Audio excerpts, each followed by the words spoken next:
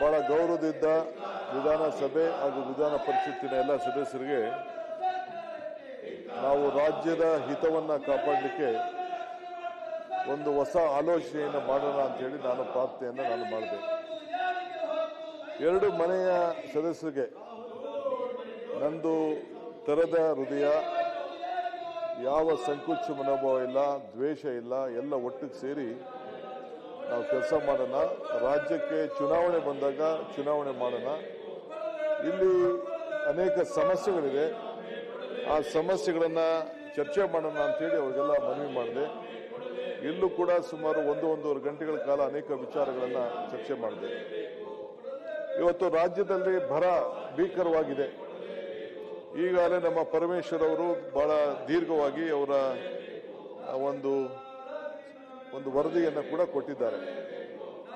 3 ವಿಭಾಗಗಳಲ್ಲಿ ಈಗಾಗಲೇ ನಾನು, ಪರಮೇಶ್ವರ್ ಅವರು ಮತ್ತು ಎಲ್ಲ ನಮ್ಮ ಸಹೋದ್ಯೋಗಿಗಳು ಬೆಳಗಾಂನಲ್ಲಿ, ಗುಲ್ಬರ್ಗಾದಲ್ಲಿ ಮತ್ತು ಚಿತ್ರದುರ್ಗದಲ್ಲಿ ನಾವು ಹೋಗಿ ಅಧ್ಯಯನವನ್ನು ಕೂಡ ನಾವು ಮಾಡಿದೆವು. ಎಲ್ಲ ನನ್ನ ಮಂತ್ರಿ ಮಂಡಲದ ಸಹೋದ್ಯೋಗಿಗಳಿಗೆ ಇಡೀ ರಾಜ್ಯದ ಎಲ್ಲ ಕಡೆ ಕೂಡ ಕಳಿಸಿ ಒಂದು ವರದಿಯನ್ನು ಕೂಡ ನಾನು ತರಿಸ್ಕೊಂಡಿದ್ದೇನೆ. ಅದು ಆಧಾರದ ಮೇಲೆ ಈಗಾಗಲೇ ನಮ್ಮ ಉಪಮುಖ್ಯಮಂತ್ರಿಗಳು ಅವರು ಈಗಾಗಲೇ ತಮ್ಮ ಮುಂದೆ ರಾಜ್ಯದ ಜನತೆಗೆ ಮಂಡಿಸಿದ್ದಾರೆ. ಇಂಥ ಪರಿಸ್ಥಿತಿಯಲ್ಲಿ ಈಗಾಗಲೇ ನಾವು ಮೊದಲನೇ ಪ್ರತಿಯೊಂದು ವಿಧಾನಸಭಾ ಕ್ಷೇತ್ರಕ್ಕೂ ಕೂಡ 1 ಕೋಟಿ ರೂಪಾಯಿಗೆ ಕುಡಿಯೋ ನೀರು ತೊಂದರೆ ಆಗಬಾರ್ದು ಅಂತೇಳಿ ಈಗಾಗಲೇ ಕೊಟ್ಟಿದ್ದೇವೆ ಮತ್ತು ಎಲ್ಲ ಜಿಲ್ಲಾಧಿಕಾರಿಗಳ ಹತ್ರ ಪ್ರತ್ಯೇಕವಾದ ಹಣ ಕೂಡ ಈಗಾಗಲೇ ನಾವು ಇಟ್ಟಿದ್ದೇವೆ. ಇಂಥ ಒಂದು ಬರದ ಪರಿಸ್ಥಿತಿಯನ್ನ ನಮ್ಮ ಸ್ನೇಹಿತರು, ವಿರೋಧ ಪಕ್ಷದ ಸ್ನೇಹಿತರು, NDA ಸದಸ್ಯರು ಚರ್ಚೆ ಮಾಡದೆ ಅವ್ರಿಗೆ ರಾಜಕಾರಣನೇ ಬಹಳ ಮುಖ್ಯವಾಗಿದೆ. ನಾನು ಅವ್ರಿಗೆ ಹೇಳಿದೆ, ಈಗ ನಾಗೇಂದ್ರ ಅವರ ರಾಜೀನಾಮೆ ಕೇಳ್ತಾ ಇದ್ದಾರೆ, ಕೇಳೋದ್ರಲ್ಲಿ ತಪ್ಪೇನಿಲ್ಲ. ಆದರೆ ಒಂದು ನೋಟಿಸ್ ಕೊಡಿ, ಕೂತ್ಕೊಳ್ಳಿ, ಚರ್ಚೆ ಮಾಡಿ, ಏನಕ್ಕೆ ರಾಜೀನಾಮೆ ಕೊಡಬೇಕು ಅಂತ ನೀವು ಕೇಳಿ. ನಾನು ಅದಕ್ಕೆ ತನಿಖೆ ಮಾಡಿಸಿದ್ದೀನಿ, ವರದಿ ಬಂದಿದೆ, CODಲಿ ವರದಿ ಬಂದಿದೆ, ಬೇರೆ ಎಲ್ಲ ನೋಡಿದ್ದೀನಿ. ಹಣ ಎಲ್ಲ ವಾಪಸ್ SIT ಅಧಿಕಾರಿಗಳೆಲ್ಲ ತೆಗೆದುಕೊಂಡಿದ್ದಾರೆ, ಪಡ್ಕೊಂಡಿದ್ದಾರೆ ಅಂತೆಲ್ಲ ಕೂಡ ವಿವರಿಸಲಿಕ್ಕೆ ನಾನು ಬದ್ಧನಾಗಿದ್ದೇನೆ. ಈಗ ಬೇರೆಯವರು CBI ಬರುವುದು, ED ಅವರು ಅನೇಕ ತನಿಖೆ ಕೂಡ ಕೊಟ್ಟಿದ್ದಾರೆ. ಅವರ ತನಿಖೆಯಲ್ಲೂ ಕೂಡ ಎಲ್ಲೂ ಕೂಡ ನೇರವಾಗಿ ನಾಗೇಂದ್ರ ಅವರವರು ತಪ್ಪಿಸಿದ್ರು ಅಂತ ಎಲ್ಲೂ ಕೂಡ ಅವರು ದಾಖಲೆಗಳಲ್ಲಿ ಕೂಡ ಎಲ್ಲೂ ಕೂಡ ಅವರು ಬಂದಿಲ್ಲ. ಇಂಥ ಪರಿಸ್ಥಿತಿಯಲ್ಲಿ ಅವರು ಚರ್ಚೆ ಮಾಡಬಹುದಾಯ್ತು. ಚರ್ಚೆ ಮಾಡದೆ ಇವತ್ತು ಇಷ್ಟು ಗೌರವಾನ್ವಿತ ಸದಸ್ಯರು, ಬುದ್ಧಿವಂತರು, ಹಿರಿಯರ ಚಾವಡಿ ಅನುಭವಿಸಿದ್ರು 1 ವಾರಕ್ಕೂ ಹೆಚ್ಚು ದಿನಗಳು, ಸುಮಾರು 8 ದಿನ ಈ ವಿಧಾನಸಭೆ ವಿಧಾನ ಪರಿಷತ್ನಲ್ಲಿ ನೋಟಿಸ್ ಕೊಡದೆ ಚರ್ಚೆನೂ ಮಾಡಿದೆ. ನನ್ನ ಉತ್ತರ ಸರಿ ಇಲ್ಲ ಅಂದಿದ್ರೆ ಏನ್ ಬೇಕಾದ್ರೂ ಅವ್ರು ತೀರ್ಮಾನ ಮಾಡಬಹುದಾಯ್ತು. ಕೇಳೋಷ್ಟು ತಾಳ್ಮೆನೂ ಇಳಿದೆ ಇವತ್ತು ಬಾವಿಗೆ ಬಂದು ಬಿದ್ದಿದ್ದಾರೆ. ಸೊ ಇದಕ್ಕೆ ರಾಜ್ಯ ಹಿತಕ್ಕೆ ಅವ್ರಿಗೆ ಚಿಂತನೆ ಇಲ್ಲ. ಜನರು ಅದಕ್ಕೋಸ್ಕರ ವಿರೋಧ ಪಕ್ಷಕ್ಕೆ ಇಟ್ಟಿರೋದು. ಇವತ್ತು KPSC ವಿಚಾರ, ಅವ್ರದೇ ಪಕ್ಷದ ಸದಸ್ಯರು, ನಾಯಕರುಗಳು, ಆಗಿನ ಕಾಲದ ಮುಖ್ಯಮಂತ್ರಿಗಳು KPS ಅಧ್ಯಕ್ಷರನ್ನ ನೇಮಕ ಮಾಡಿದ್ರು. ಅವರ ಕಾಲದಲ್ಲಿ ಎಲ್ಲ ತರದ ಅನ್ಯಾಯ ಕೂಡ ಆಗಿದೆ. ಕೊನೆಗೆ ಅವ್ರ ಇಂಟರ್ನಲ್ ಫೈಟ್ ಆಗಿ ಕೊನೆಗೆ ಅವ್ರನ್ನ ಅನಾಥದಲ್ಲಿ ಗವರ್ನರ್ ಅವರು ಇಟ್ಟಿದ್ರು. ತನಿಖೆಯಿಂದ ಸಾಬೀತಾಗಿದೆ ಅನ್ನೋ ಒಂದು ವಿಚಾರವನ್ನು ಕೂಡ, ಆ ವಿಚಾರ ಕೂಡ ಈಗಾಗಲೇ ನಾವು CODಯಿಂದ ತನಿಖೆಯನ್ನು ಕೂಡ ನಾವು ಮಾಡ್ತಾ ಇದ್ದೇವೆ. ಈಗ ED ಕೂಡ ಪ್ರವೇಶ ಮಾಡಿದೆ, ತನಿಖೆ ಮಾಡಲಿ. ಯಾರೇ ತಪ್ಪಿತಸ್ಥರಿದ್ದಾರೆ, ಅವ್ರು ಯಾರು ನೇಮಕ ಮಾಡಿದ್ರು ಅವರೇ ಇವತ್ತು ತಪ್ಪಿತಸ್ಥರಾಗಿದ್ದಾರೆ. ಇವತ್ತು ನಾವು ಅದನ್ನ ಗವರ್ನರ್ ಕೂಡ ಇವತ್ತು ಅವ್ರಿಗೆ ನಾವು ಏನು ಕಾನೂನು ಪ್ರಕಾರ ನೀವು ಕ್ರಮ ಕೈಗೊಳ್ಳಿ ಅಂತೇಳಿ ಅವರು ಕೂಡ ನಾನು ನಮ್ಮ ಸಂಪುಟ ಅವರಿಗೆ ಅನುಮೋದನೆಯನ್ನು ಕೂಡ ಕೊಟ್ಟಿದೆ. ಆ ವಿಚಾರ ಇಲ್ಲಿ ಚರ್ಚೆ ಮಾಡಬೇಕಾಯ್ತು. ನಮ್ಮ ಯುವಕರ ಭವಿಷ್ಯ ಇದೆಯಲ್ಲ, ವಿದ್ಯಾರ್ಥಿಗಳ ಭವಿಷ್ಯ, ಯುವಕರ ಭವಿಷ್ಯ, ಈ ದೇಶದ ಒಂದು ಆಸ್ತಿಯವರು, ಅವರಿಗೆ ಒಂದು ನ್ಯಾಯ ಕೊಡ್ಸಕ್ಕೆ ಇವ್ರ ಕೈಲಿ ಆಗ್ಲಿಲ್ಲ.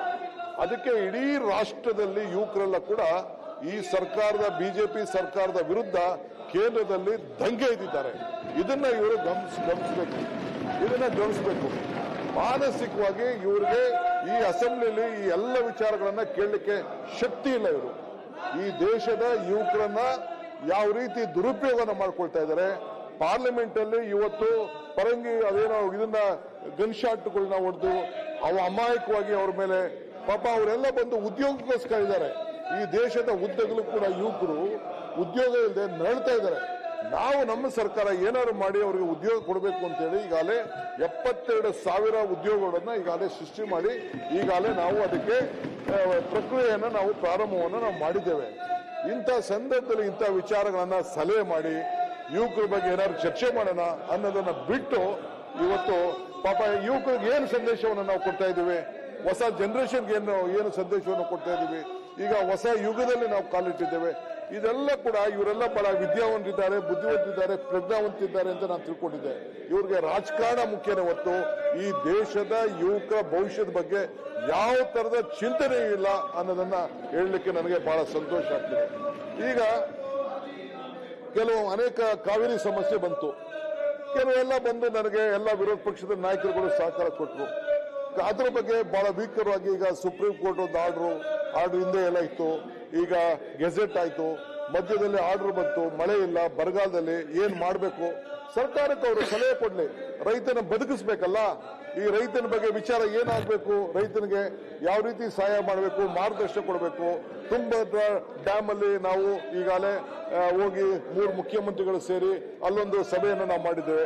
ಮೊನ್ನೆ ತಾನೇ ಚೆನ್ನೈಗೆ ಹೋಗಿದ್ದೇನೆ.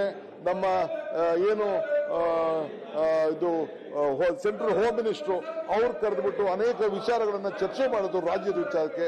ಅಲ್ಲಿ ನಾನು ಏನು ವಿಚಾರಗಳನ್ನ ಪ್ರಸ್ತಾವನೆ ಮಾಡಿದ್ದೇನೆ ಅದನ್ನ ಈ ಸದಸ್ಯರಿಗೆ ತಿಳಿಸಬೇಕಾದ್ದು ನನ್ನ ಕರ್ತವ್ಯ ಕೂಡ ಇದೆ.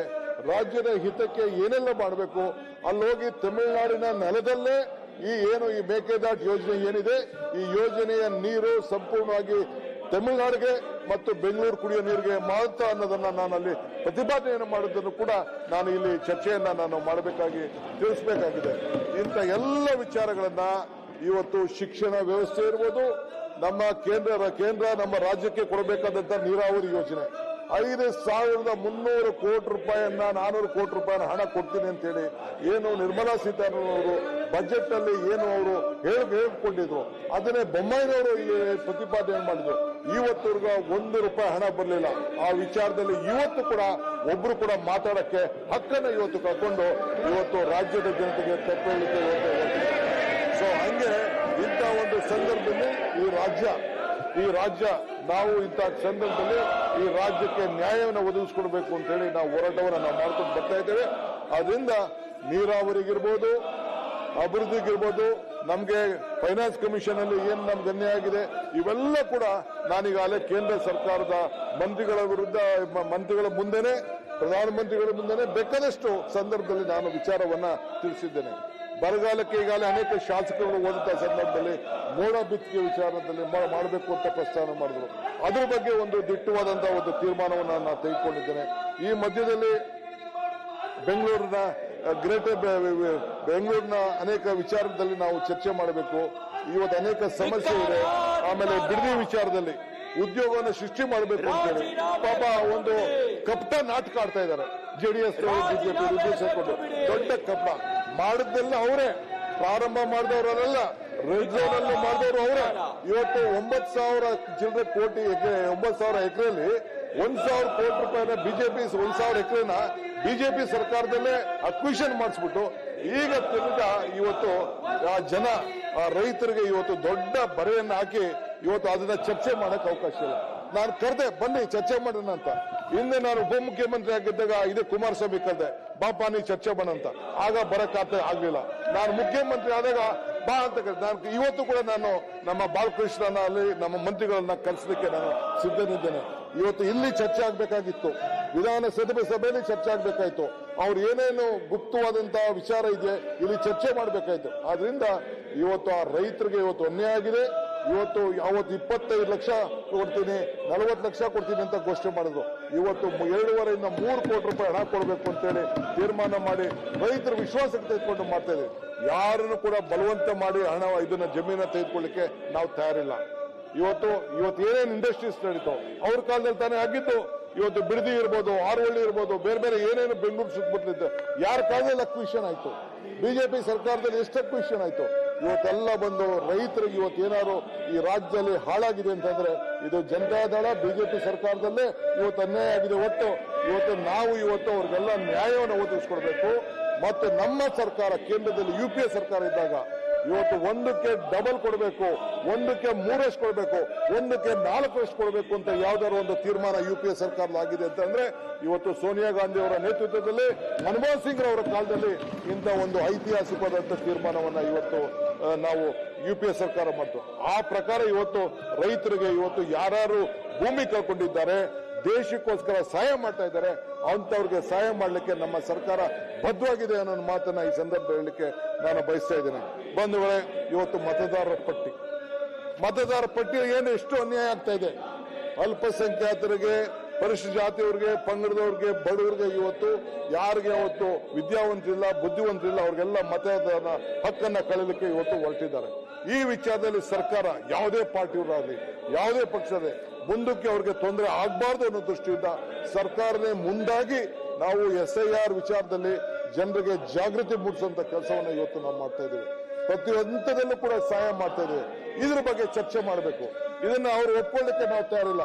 ಇವತ್ತು ಇಡೀ ದೇಶದಲ್ಲಿ ಇವತ್ತು SIR ವಿಚಾರದಲ್ಲಿ ಸರ್ಕಾರ ನಿಂತ್ಕೊಂಡು ಮತದಾನದ ಹಕ್ಕನ್ನ ಉಳಿಸಬೇಕು ಅಂತ ಏನಾದ್ರು ಇದ್ದೀವಿ ಅಂತಂದ್ರೆ ಇದು ನಮ್ಮ ಸರ್ಕಾರ ತೆಗೆದುಕೊಂಡಂತ ಒಂದು ತೀರ್ಮಾನ. ನನ್ನ ಸರ್ಕಾರ ಇವತ್ತು 7.5 ಕೋಟಿ ಕನ್ನಡಿಗರ ಹಿತವನ್ನ ಕಾಯಲು ಇವತ್ತು ನಾನು ಕೆಲಸವನ್ನ ಮಾಡಲಿಕ್ಕೆ ಸಂಕಲ್ಪ ಮಾಡಿದ್ದೇನೆ. ನನಗೆ ರಾಜಕಾರಣ ಮುಖ್ಯ ಅಲ್ಲ. ಈ ಅಧಿಕಾರ ಏನ್ ಸಿಕ್ಕಿದೆ ಎಲ್ಲ ಜನರಿಗೂ ಬೇಕು. ಇವತ್ತು ನಾನು ಕೂಡ ಟೀಕೆನ ನಾನು ಸ್ವಾಗತ ಮಾಡ್ತೇನೆ. ಇವತ್ತು ಏನ್ ಬೇಕಾದ್ರೂ ಟೀಕೆ ಮಾಡಲಿ, ನಾನು ತಪ್ಪು ಅಂತ ಹೇಳುದಿಲ್ಲ. ಆದ್ರೆ ಈ ಮನೆಯ ಕಾನೂನು ಏನಿದೆ, ನಾವು ಏನ್ ಕಾನೂನು ಮಾಡಿಕೊಟ್ಟಿದ್ದೇವೆ ಆ ಕಾನೂನು ಪ್ರಕಾರ ಇವತ್ತು ಚರ್ಚೆ ಮಾಡಲಿ.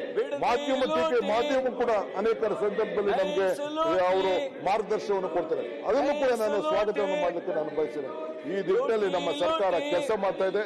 ನಾನು ಮತ್ತೆ ಹೇಳ್ತಾ ಇದ್ದೀನಿ, ಇವತ್ತು ಏನು ಈ ಬಿಜೆಪಿ ಮತ್ತು NDA ಎರಡು ಮನೆಯಲ್ಲೂ ಇವತ್ತು ತೆಗೆದುಕೊಳ್ತಾ ಇದೆ.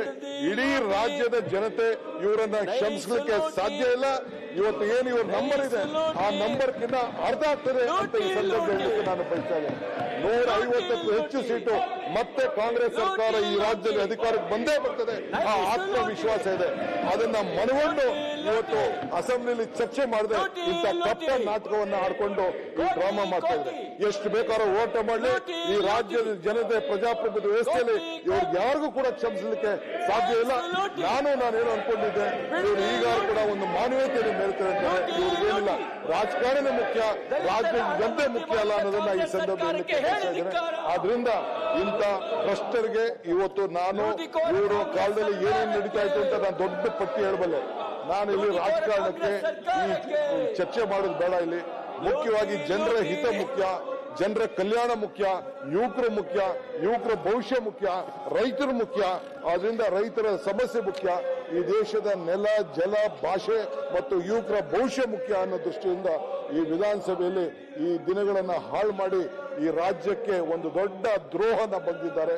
ಇಂಥವ್ರಿಗೆ ಜನ ಮುಂದಿನ ದಿನದಲ್ಲಿ ಸರಿಯಾದಂತ ಉತ್ತರವನ್ನು ಕೊಡ್ತಾರೆ ಅನ್ನೋದು ನನಗೆ ಆತ್ಮವಿಶ್ವಾಸ ಇದೆ.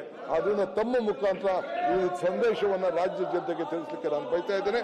ದಯವಿಟ್ಟು ತಾವು ತಮಗೆ ಈ ವಿಚಾರವನ್ನ ಮಂಡಿಸಲಿಕ್ಕೆ ನನ್ನ ಉಪಮುಖ್ಯಮಂತ್ರಿಗಳು ಬರದ ವಿಚಾರದಲ್ಲಿ ಚರ್ಚೆ ಮಾಡಿದ್ದೇವೆ.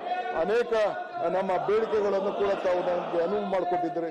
ತಮಗೆ ಈ ಸಂದರ್ಭದಲ್ಲಿ ವಂದಿಸಲಿಕ್ಕೆ ನಾನು ಬಯಸ್ತಾ ಇದ್ದೇನೆ.